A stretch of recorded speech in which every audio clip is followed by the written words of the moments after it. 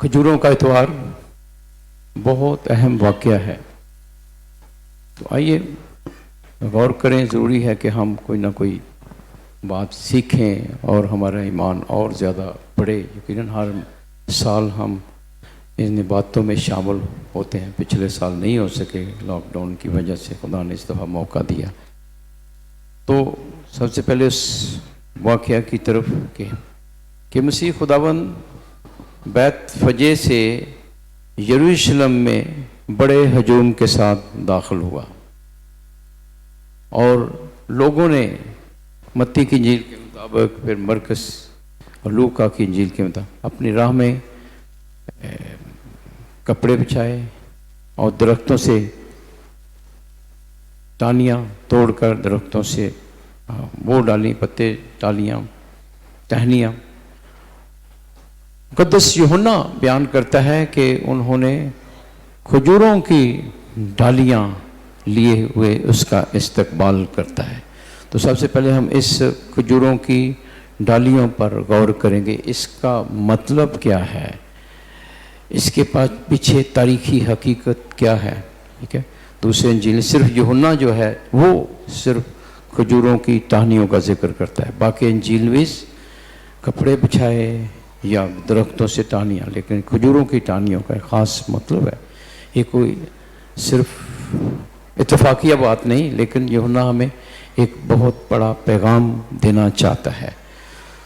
تو اس کو سمجھنے کے لیے کہ ہمیں پھر قدیم زمانے میں جانا پڑے گا. مختصر طور پر ہسٹری میں کہ ہمیں پتہ ہے کہ داؤد بادشاہ کی حکومت قائم ہوئی 1000 سن میں. مسیح کے داؤد کے 1000 سال بعد مسیح آتا ہے. 1000 BC میں قبل از مسیح میں داؤد بادشاہ تھا، اور داؤد بادشاہ کی حکومت قائم ہوئی. اس کے بعد یہ جو 1000 سال کا دور ہے داؤد بادشاہ سے لے کر مسیح تک، اس زمانے میں، اس دور میں یہودیوں پر مختلف قومیں حکومت کرتی رہیں. ہم دیکھتے ہیں کہ سب سے پہلے جو 8ویں صدی میں یعنی 720 سن میں قبل از مسیح میں اشوری آئے. انہوں نے نارتھرن کنگڈم یعنی شمالی بادشاہ اسرائیل کی حکومت اسرائیل کو ختم کیا. ان 10 قبیلوں کو منتشر کر دیا. وہ صفحہ ہستی سے 10 قبیلے مٹ گئے مسیح سے 720 سال پہلے. یہ ہوا. اس کے بعد جو 2 قبیلے رہ گئے تھے، انہوں نے اب جو بابل کے لوگ تھے، نبوکت نظر بابل کی حکومت، انہوں نے اشوریوں پر حملہ کیا، اشوریوں کو فتح کر لیا. اس کے بعد یہ جو 2 قبیلے جو یہودا کی حکومت تھی، انہوں نے بڑی بیوقوفی کی، احمقانہ. یاد رکھیں ارمیہ نبی خدا کا کلام سناتا ہے کہ تم اس کا مقابلہ نبوکت نظر کا نہ کرو، اس کے سپرد کر دو، ہم زندہ رہیں گے. خدا کی بات نہیں مانی، تباہ ہو گئے. تو انہوں نے ریزسٹ کیا، مزاحمت کی بابل کی، اور پھر بابل نے یروشلم کو آگ لگا دی، تباہ کر دیا. یروشلم شہر، ہیکل تباہ کر دی، اور بہت سے لوگوں کو غلام بنا کر بابل میں لے گیا. یہ پس منظر بیان کرنا بہت، پھر آپ سمجھیں گے اچھا اس کا مطلب کیا ہے کھجوروں کی ٹہنی. یہ بتانا، تاریخ بتانا بہت ضروری ہے. اس کے بعد فارسیوں کا دورہ، عہد فارس. کہا جاتا ہے 3 دن میں انہوں نے، 3 دن کے بعد لوگوں کو پتہ چلا حکومت بدل گئی ہے. وہ ایک الگ بڑی اچھی سٹوری ہے، لیکن اس طرف میں نہیں جاؤں گا. لیکن عہد فارس، انہوں نے بابل کو فتح کیا اور فارسیوں کی حکومت آئی. فارسیوں نے دارا بادشاہ، اس نے اجازت دی یہودیوں کو کہ اپنے وطن میں چلے جاؤ، اپنے ملک میں جائے. جو یہاں رہنا چاہتا ہے یہاں رہے، یا اپنے ملک میں وطن کو جانا چاہتے ہیں چلے جاؤ. اور یہ کب ہوا؟ جو اسیری کا زمانہ کب تھا؟ 587 قبل از مسیح بابل کے بادشاہ نے. اس کے بعد یہ 70 سال بعد یہ تو حکم دیا کہ جاؤ ہیکل بناؤ، تعمیر کرو. یہودی لوگوں واپس گئے. نہمیہ اسرا کے زمانے میں انہوں نے दोबारा हैकल को बनाया। और जब बनी हैकल, कुछ लोग खुश थे, कुछ रो रहे थे। वो हैकल उस जैसी नहीं थी जो सुलेमान बादशाह के वक्त थी, रोते थे। जिन्हें देखी थी वो वाली हैकल, वो रोते थे। तो बहरहाल ये उसके बाद बाबल फारसियों के बाद जो हुकूमत आई, ये सिकंदर आज़म, यूनानी हुकूमत, सिकंदर आज़म ने फतह किया। और सिकंदर आज़म की मौत के बाद उसकी सल्तनत, हमें पता है सिकंदर आज़म यहाँ भी आया, यूनानियों की हुकूमत आई है, उन्होंने इनको फतह किया फारसियों को।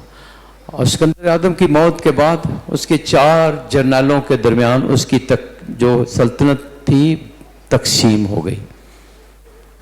और ये जो यूनानी थे, ये दौर बड़ा ही मुश्किल वक्त था यहूदी लोगों पर। यूनानी लोगों ने यहूदियों के तमाम रस्म व रवाज को, उनके शरीयत को, ईमान को मिटाना चाहा, ख़त्म करना चाहा। और फिर इसके मुकाबले में यहूदी उठ खड़े हुए और बगावत कर दी उन्होंने। ये दौर था मुकाबीन का दौर। मुकाबीन का मतलब, लफ्ज़ी मतलब है हथौड़ा, हैमर। और वाकई इन मुकाबियों ने थोड़े यहूदा मुकाबी और उसके भाई शमौन, इन्होंने हथौड़े का काम किया और उन यूनानियों को यरूशलेम से और उसके इर्द गिर्द से बाहर निकाला। हैकल को दोबारा मखसूस किया, हैकल को पाक किया। और इस तरीके से उन्होंने दुश्मनों पर फतह पाई। ये यहूदा मुकाबी। और उसके बाद जब यहूदा मर गया तो उसका भाई शमौन उसकी रहनुमाई में वहाँ पर रहने लगे। ये सन 166 से 164 का कबल अज़ मसीह का वक्त है। 166 से 164, यानी पीछे की तरफ डेट आती है ना, कबल अज़ मसीह कम होते जाते हैं। 166 से 164 BC कबल अज़ मसीह। और इस हैकल की मखसूसियत जो की गई थी मकाबियों के ज़माने में, वो यादगार मनाते थे, वो ईद मनाते थे। वो उस ईद का नाम था हनुका। कहिए हनुका, हनुका। हाँ, ये आज तक यहूदी उस वाक़या को याद करते हैं। और ये जो वक्त मैं बताना, ये इस वाक़ये को आज तक वो ये मनाते हैं, हनुका ईद के नाम से ये मशहूर है। यहूदा का भाई शमौन यरूशलेम का इंतज़ाम संभालता है। और 142 कबल अज़ मसीह में शमौन के दौर में ये सुनहरी, शमौन की हुकूमत का दौर, सुनहरी दौर ख़त्म हुआ। यहूदियों की खुद मुख्तारी ख़त्म हुई। पहला मकाबीन 13वां बाब 51 आयत में, ठीक है, आप घर जाकर पढ़ सकते हैं, ठीक है। पहला मकाबीन 13वां बाब उसकी 51 आयत में ये है। सिर्फ मैं बयान करना चाहता हूँ वो खजूरों का मतलब क्या है, कैसे ये यूहन्ना इस्तेमाल करता है। और यकीनन ये नई चीज़ आपके लिए होगी। सन 171 के दूसरे महीने की 30वीं तारीख को फतह के नारे और खजूरों की डालियों और बरबत और झांझों और सारंगियों और गीतों और रागों के साथ इसराइल में से वो यरूशलेम में दाखिल होते हैं कि इसराइल में से सबसे बड़ा दुश्मन मिटा दिया गया। वहाँ उसके दाखिले का जश्न हुआ, यहूदा मुकाबी के दाखिले का। पस मंजर क्या है कि उन्होंने यूनानियों को वहाँ से निकाल दिया था और बहुत बड़ा फतह का जश्न मनाते हैं। याद रखें कि दाऊद बादशाह के ज़माने में उनकी हुकूमत थी, सारी बनी इसराइल इकट्ठे 12 के 12 कबीलों का दाऊद बादशाह था। और सुलेमान बादशाह उसके बाद तक मुनक़सिम हो गए उसके बाद। तो इस पस मंज़र में ये यहाँ पर खजूरों की डालियों का जिक्र है कि यहूदा मुकाबी फतह मंदी के साथ यरूशलेम में बहुत बड़ी फतह के साथ। अब नोट करें, खजूरों की टहनियों का इस्तेमाल ये अलामत है किसकी? बहुत बड़ी फतह की अलामत है। ठीक है, ठीक है। अब पकड़े जरा खजूरों की टहनियाँ, हिलाएं जरा, थोड़ा सा एक्सरसाइज करें। ये किसकी अलामत है? साथ बोलना भी है, फतह की। किसकी अलामत है? फतह की। किसकी अलामत है? हाँ, अभी आपने याद रखना, आमीन। अभी तो इसके दौरान ना स्लीप, घर में जाकर अच्छी तरह स्लीप बनाएं, ठीक है। अच्छा, आपके पास बेहतर टाइम हो, अभी सिर्फ सुने। अगर इधर तवज्जो होगी कि आपको समझ नहीं आएगी, एक नुक्ता भी नहीं समझ, आप फिर ऐसे बैठे रहेंगे, क्योंकि हर पॉइंट के साथ एक कड़ी मिलती है। बेटियां बेटे सब इधर ध्यान करें। तो ये फतह की सिंबल ऑफ ग्रेट विक्ट्री, खजूरों की टहनियाँ इसराइल की आज़ादी का निशान है। किसका आज़ाद है? आज़ादी का। किसका? आज़ादी का निशान थी। इसराइल के सिक्कों, कॉइन्स पर भी, कॉइन्स हैं, सिक्कों पर भी ये निशान बनाया जाता था। यानी 140 बीसी से 70 एडी तक, मसीह खुदा से 140 साल पहले और फिर 70 एडी तक, पहली सदी में ये सिक्के थे। और उन पर क्या लिखा होता था?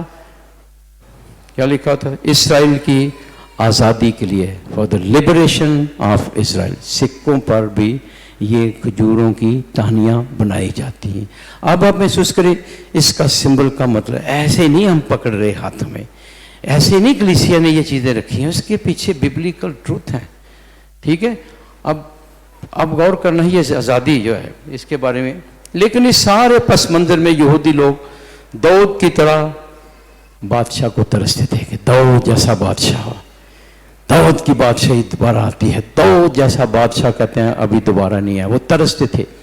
या वो कहते थे मकाबी, यहूदा मकाबी जैसा, यहूदा और शमौन जैसा कोई अच्छा हुक्मरान हमें मिले, जो इन रोमियों को यहां से भगाए, जैसे उन्होंने यूनानियों को भगाया था, जो रोमियों को भगाए, ऐसा हुक्मरान, ऐसा लीडर हमें मिले। तो गोया वो इस तरीके से सियासी मसीह का इंतजार कर रहे थे। आम लोग जो इस किस्म की, जो मिलिट्री के साथ, फौज के साथ, खून खराबे के साथ, कत्लो गारत के साथ, तशद्दुद के साथ, जैसे यहूदा मुकाबी ने किया, तशद्दुद किया, हैमर, बहुत कत्लो गारत हुई। मुकाबिन की किताबों में आप पढ़ सकते हैं, पहला मुकाबिन, दूसरी मुकाबिन, बहुत बहुत बहुत खून बहाया गया। तो इस पस मंजर में कैसी लोगों की सोच यही थी। इसलिए हजूम यस्सु को खजूरों की टहनियों के साथ इस्तकबाल करता है, उस सोच के साथ दुनियावी बादशाहत मुकाबिन की तरह टहनियां का इस्तकबाल करता है। यह निशान था मुकाबी हुब्बुल वतनी का, कौमियत का, जब वो यस्सु का इंतजार कर रहे थे कि दाऊद और यहूदा और शमौन जैसा कोई आए जो रोमियों को भगाए। याद रखें जब यीशु ने 5 रोटियों 2 मछलियों लेकर बरकत दी थी, 5000 लोगों ने खाना खाया, 12 टोकरे बच गए। तो वो मसीह को क्या बनाना चाहते हैं? बादशाह बनाना चाहते हैं। मसीह उनकी नजरों से गायब हो गया, अलग पहाड़ पर चला गया। और ये भी हमें पता है, मसीह ने कहा कि मेरी बादशाही इस दुनिया की नहीं। सुनिए, इस दुनिया की बादशाही जितनी भी बनी है, जब से जमाना है, सब खत्म हो गई हैं। दुनिया की जो बादशाही, बड़े से बड़े ताकतवर जालिम हुक्मरान भी आए, बड़े ताकतवर, सिकंदर आजम, बाबल की बादशाही, यूनानियों की बादशाही, फारसियों की बादशाही, और हमारे इस मुल्क में मुगलों की बादशाही, उससे पहले हलाकू खान, चंगेज खान, ये जो कदीम जमान, सब खत्म हो गए। सिर्फ एक ही बादशाही है जो 2000 साल हो गए, वो कायम है, वो नहीं खत्म हो सकी। देखिए, वो नहीं खत्म हुई। इतनी कलीसिया खुदा की बादशाही का नहीं है, ठीक है, ये मसीह की कलीसिया, ये नहीं खत्म हुए। पुराना, सबसे पुराना इंस्टीट्यूशन कलीसिया है। कोई भी मुल्क 2000 साल पुराना नहीं है। आप देख लें, तारीख पढ़ें, सिर्फ कलीसिया है, आलमगीर कलीसिया, यीशु मसीह की कलीसिया सबसे पुराना। बाकी हुकूमतें खत्म हो गई, आरजी तो अंग्रेजों की हुकूमत इधर थी, खत्म हो गए। रोमियों की, वो बड़े जालिम थे, खत्म। लेकिन यीशु की हुकूमत, इसलिए हर दुआ में क्या हम कहते हैं? तू जो हमेशा से हमेशा तक जिंदा रहता। और सो ये खजूरों की टहनियों का मतलब फतह के निशान। अब इसको जरा देखें कि اس طرح آج جب لوگ کہتے ہیں ہوشانہ، ہوشانہ کا مطلب پتہ ہے کیا ہے؟ کس کو پتہ ہے ہوشانہ؟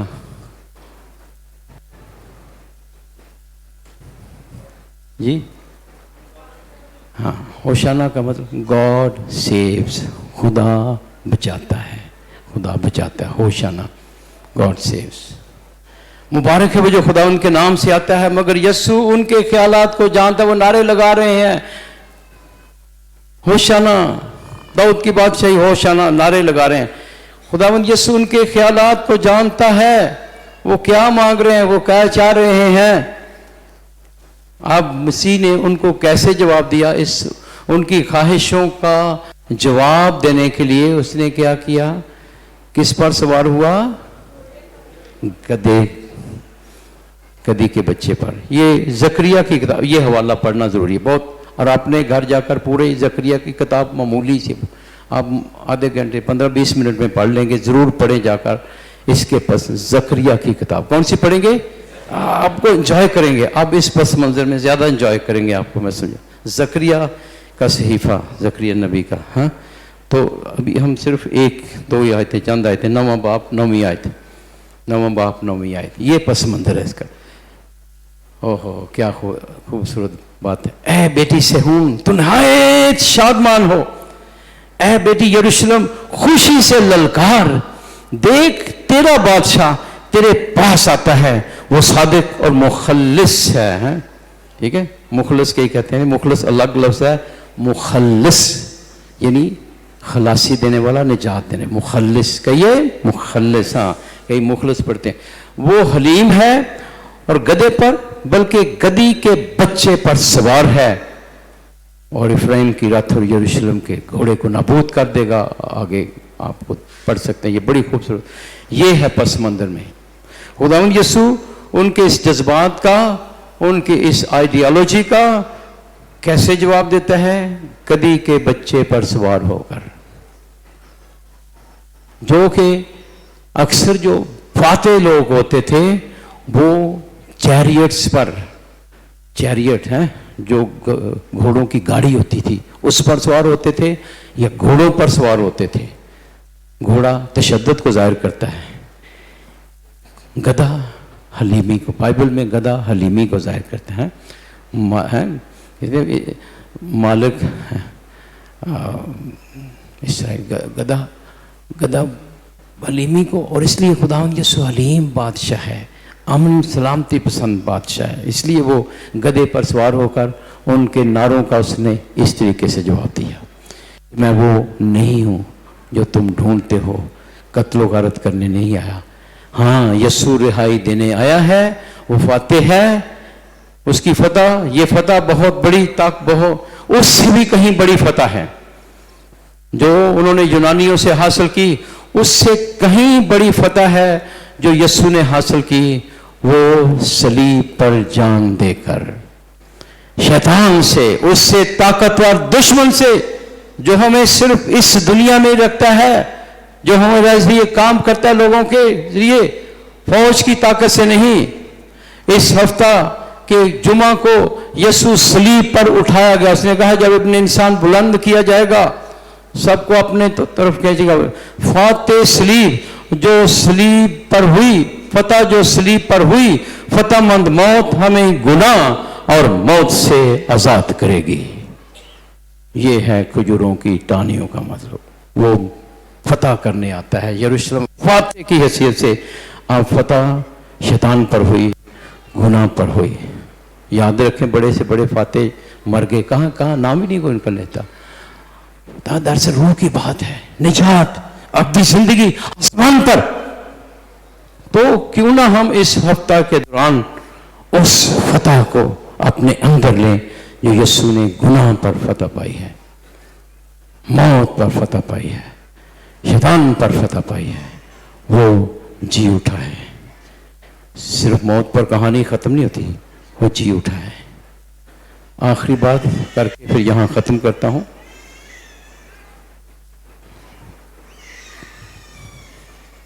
پولس رسول کہتا ہے کہ میں صلیب سے شرماتا نہیں، ये सलीब खुदा की कुदरत है, सलीब खुदा की हिकमत है।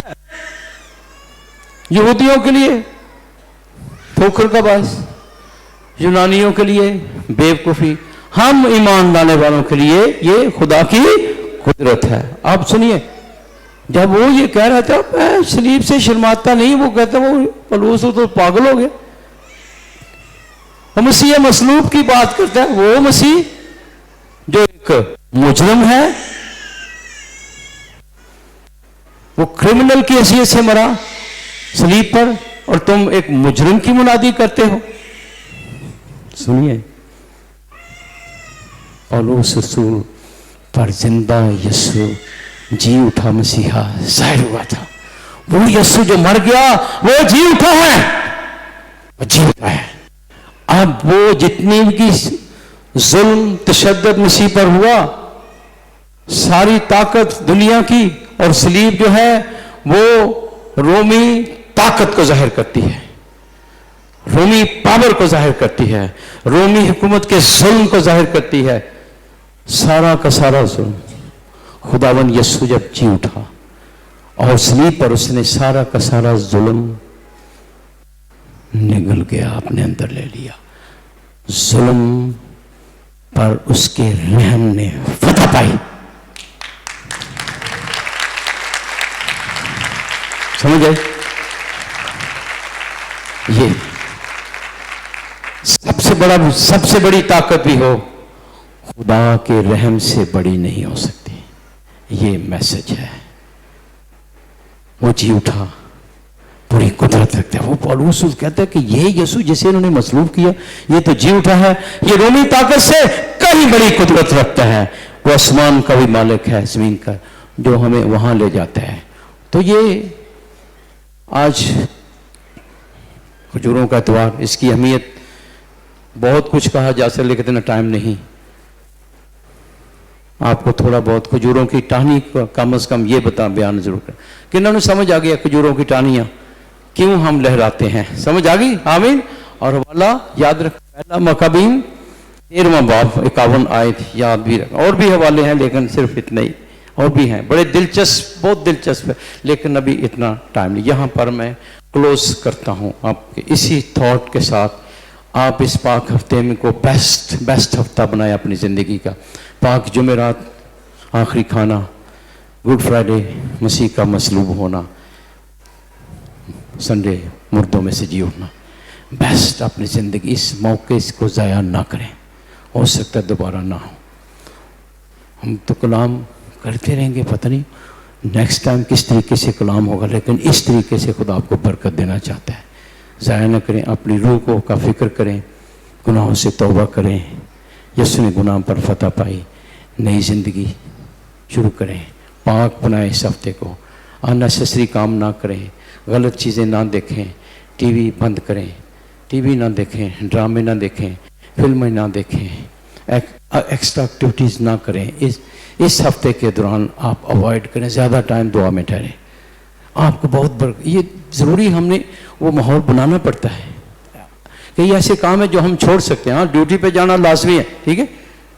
उसके अलावा कई एक्टिविटीज़ हम छोड़ सकते हैं कि नहीं, मैंने इस पाक हफ्ते को फ़र्क हफ्ता बनाना है। आमीन।